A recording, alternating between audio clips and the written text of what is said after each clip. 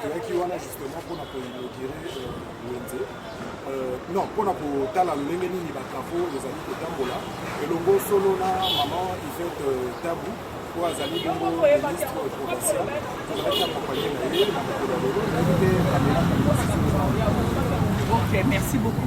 Je sais que là, tu as tout vu. On s'est la fait à Banipodi, surtout Bananda Abisso. La Calimati TV va continuer de s'abonner, la famille. Autant la bénédiction et Maka, et aussi la mission. Je sais à tout dire que tu es le ministre Awa, autant la Matravo, les réseaux Salama. Tout le monde peut battre la réseau Salama. Maman, monsieur, déjà, Babandi, côté K.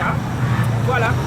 Là, à titre de rappel, il faudrait rappeler que justement, maman ministre Ayaki, parce que bientôt là, ça la inauguration et pas mon gouverneur de la ville à Kinshasa, Santiningo Bila, justement, a inauguré Wenze Oyo, les alliés de maman Oyo Yazandu. Yazandu Oyo, Bazaki na Esikate, le coup la bazo Bongisana, Nizandu, Baliba Banda Bongisazan, les Balukeli Bango Sika Oyo, les a momentanément, Baloteka, ceux qui me salent ici, Nazando, les Bazon du Kouni. Je crois que tout l'andana nous membres de Kawa et puis tout se retrouver tout juste après. Masao.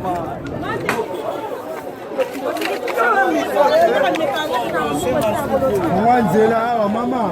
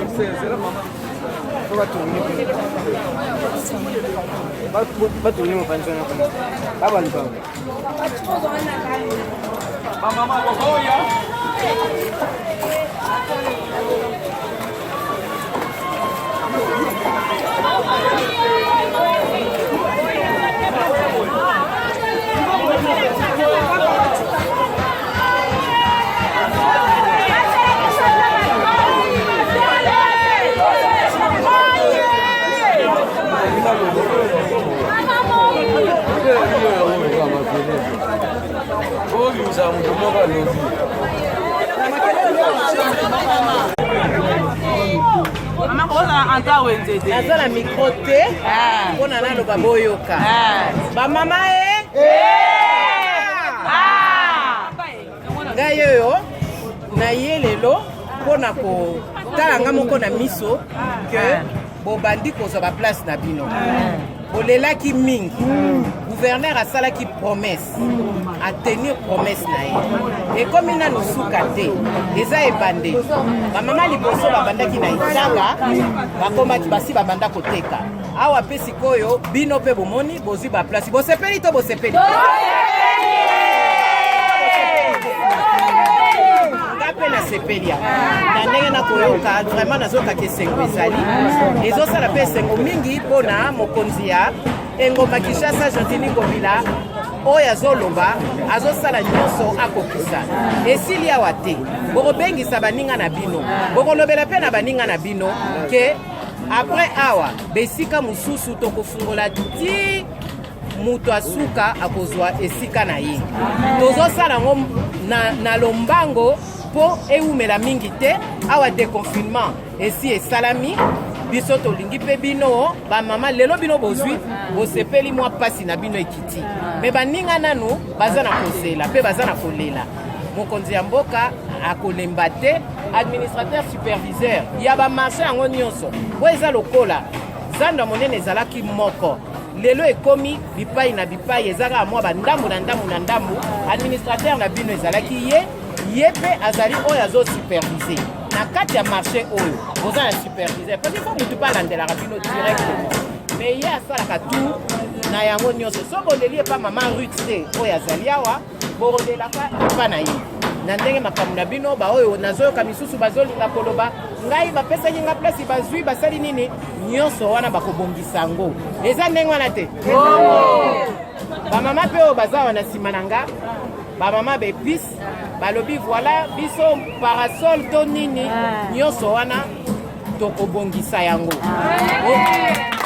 ozomona ke eloko soki tookenda yango noki l'essentiel eza nanu mutu na mutu azwa esika mwa bakokoso ya mike tokobongisa yango mpe tokobongisa yango elongo na bino oyo lelo azolela mpasi ya moi aza deja mama commerçant soki amifutelaki wana ezali likambo na ye na bato oyo epe apesaki mbongo eya likambo ya mokonzi te ata lelo alukata parapluie alukata parasol kino ntango biso tokokokisa kosala mwa toiture likolo ya mituna bango yango nde susi na biso eza wana enga tokozongisa maloba ka ndenge mama alobi mesa awa epesami yango basombi mesa aza te me soki moto apesaki mbongo na ye na obakisa kaka kuzu nsima ya liloba ya mama wana etali ye na motu wana me nakotala sur 100% ya tozo na biso fele topesi na biso mbongo te bamama topesi na biso mbongo te me toza biso nyonso na tokoki te biloko akolia nano. On est là avec vous. Et puis on va faire. C'est bon. Ok. Je vais répondre à votre question. Je suis venue aujourd'hui pour constater si notre travail a été fait correctement. C'était d'accompagner la relocalisation des mamans, des premières mamans. Ici, il y a 1500 places. Il y en a encore certaines places qui sont encore en construction. Mais il fallait que les mamans étaient pressées. Elles avaient vraiment besoin de trouver, d'être rassurées pour trouver des espaces. Et donc, par rapport à ça, je suis venue. Vous les avez entendues, je pense, comme moi. Elles ont répondu et je pense qu'il n'y a pas eu une seule voix qui a dit le contraire. Elles étaient satisfaites du fait qu'elles ont trouvé de la place. Et aujourd'hui, elles sont en confiance que le gouverneur est en train de réaliser une promesse. Si même d'autres mamans n'ont pas encore de place aujourd'hui, elles ont la garantie qu'elles auront leur place dans les prochains jours. Mais on dit déjà que ce ne sont pas des mamans, des agneaux. Et de l'autre côté, il y a un mouvement où un groupe de vendeurs qui sont allés faire des marchés et ils sont allés vendre depuis le lancement du déconfinement. Que dites-vous à propos de ça? Moi, je ne peux pas répondre directement si ce sont des mamans marché ou pas de marché. Vous savez que le grand marché central est organisé en pavillon avec des chefs de pavillon qui ont reçu une nomination officielle de la part des administrateurs de marché. Au moment où nous nous occupons de l'identification des vendeurs, on a rencontré ces différents chefs de pavillon qui ont présenté leur lettre d'identification. Pour nous, c'est la première identification. Et maintenant, ces personnes qui sont des chefs de pavillon ont identifié les mamans parce que ces mamans-là avaient soit payé leur patente, soit ceci. Donc, ils sont les éléments et ils se connaissent depuis des années. Ils ont identifié les mamans et ce sont ces chefs de pavillon qui sont ici, qui ont accompagné les mamans. 5% na kati ya mama nano esalami te nano esalami mpenza te mwa ndambo botala pour biloko akolia ezali na par rapport à bamisu donc marché oyo baosala olandisa en tout cas bapesa na privilège biloko ya kolia nyonso koteki bilanga ezali ezali déjà prévu côté ya kilosa esika mpe 7000 tables mosala ebandi mpona 7000 tables alors botala kaka eza esika wana nde bakosangisa bamama bateki biloko ya kolia ndenge bolobi oprivilégie libumu tobosani yango te bamama maputa mpe baza na esika na bango nakatisi bango bakokende na kalembelembe oyo ya lokola oyo ifo soki lelo na kinshasa tozoluka esika nini tosomba maputa toyebi esika tokokende esika nini tosomba mwa bitula bafriperie toyebi esika tokokende mais bobanga te tozokanisa bango nyonso botalaka 7000 eza ebele awa boza nanu kaka 1000 awa bokoka lokola ba 1500 sikoyo bozwa 7000 esali plus de 3 fois oyo ndenge bozala donc tozosala mosala yango ndenge yo moko olobi mama en tout cas nasengi yo botondi makasi mpo olobi yango na bosolo ke olobi kitoko epesi mpe ekopesa mpe makasi koleka na mokonzi ya mboka po elaka ndenge wana azosala soki azosala azomonaki bato bazondima te ezalaka mwa lokolo ozoperdre lokola mwa courage mais lokola papa ndako alembaka te azokontinue lelo bozondima ye eza nde ndenge wana efo ezala mpo bokopesa esu makasi koleka mpo bokosala ke lobi lisusu akontinue kobunda mpo na bino bozopese maboko liloba na bino eza deja lokola bokosunga ye natondi bino mpona yango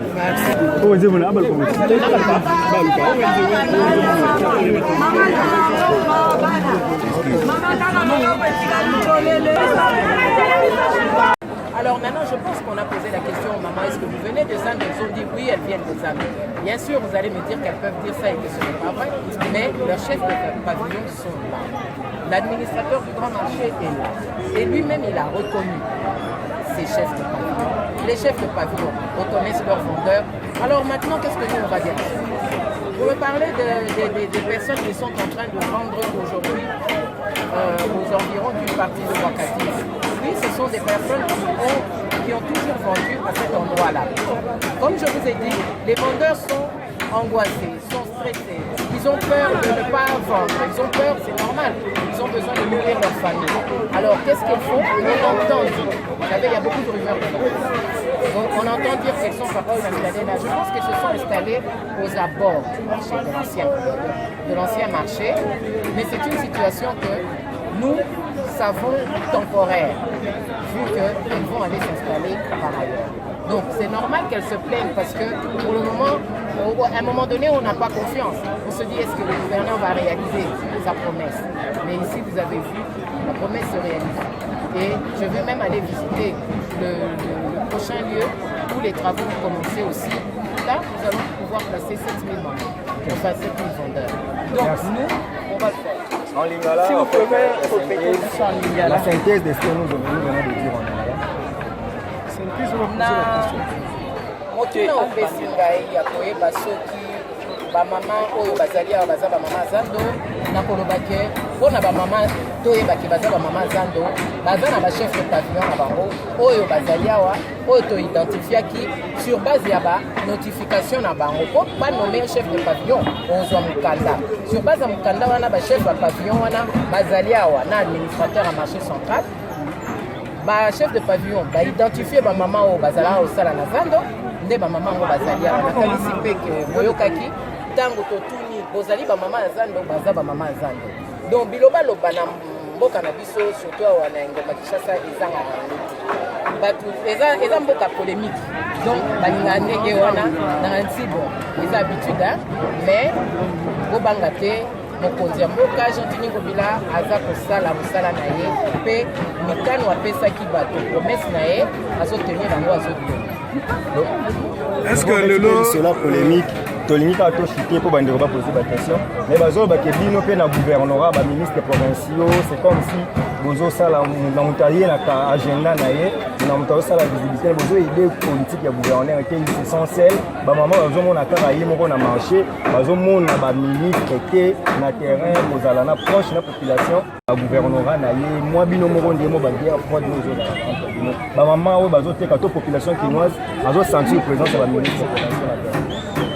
Bon, nayebi te mpo ngai oyo déjà ministre abi oza na communication violence ya territoire ya ministre te ngai naza na communication mais ntango batiaki biso gouverneur asalaki gouvernement na biso ezalaki investi gouverneur acréa 4 commission wana eza na commission équipe ya makambo ya social donc problème ya bamama ntango bakomaki kolela eza problème ya social nakanisi bamama bazali awa bayebi mpe ke misala oyo na bachef de pavillon esalamaki na ministre ya social na biso commissaire général Laetitia Benaka Bamba ye moto akipaki bamakambo oyo toza na commission moko ezala commission interministérielle ngai naza na ngai kaka bapesaki ngai présidence toza na 4 commissions toza na commission ya texte et loi toza na commission ya sécurité toza na commission ya finance na économie toza na commission ya sociale baministre oyo batiaki ngai ndenge batiaki ngai awa naza eza socio-culturel commission na culture na sociale totravaillaki mama sociale azalaki awa nakanisi mpe baoyo bamonaki bato bayaki na terrain bamonaki ministre ya urbanisme na habitat ye mpe akitaki awa ministre ya PME akitaki awa mpo bango nyonso bazali kosala na kati ya tozo kotravailler ensemble na kati ya commission eza te ke o ngai nazwi te nga nasangisi baninga mpo tosala esika na cadre ya commission nga nazozwa place ya motu te mpe ndenge na ye lelo nakanisi boyokaki nga nalobi ke awa Sorry, Yaya. Pardon. Pardon, Yaya. Nazwa paix. C'est bon? Ok.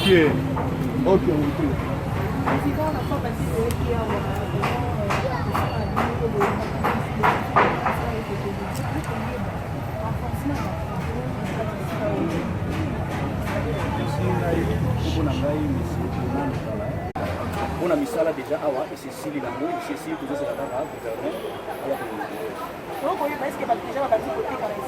oui, parce que quand la caméra est tournée, le monde va me suivre, déjà va dire que c'est par rapport à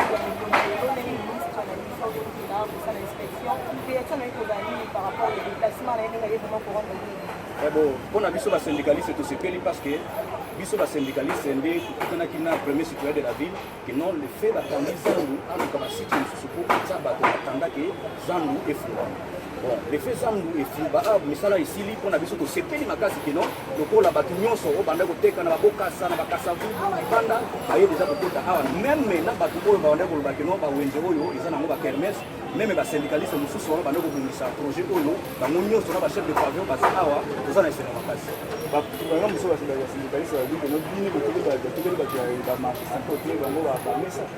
Et bon, on a un message, ils ont un problème syndicaliste. Syndicaliste a géré un co-gestionnaire. C'est-à-dire l'État a tindi batunaye na wenze après si comment pouvoir muke na syndicaliste a veiller na commission mais pour les syndicalistes ba kaboli ba mesa to kaboli mesa ezali ba chef de pavillon oyo bazala na marché central mais awa likambo ya mbongo ezati mutu moko atesi mbongo azati Comme si c'est un beau marché, la kermesse, bon, la ligation dans le marché central. Mais pour nous,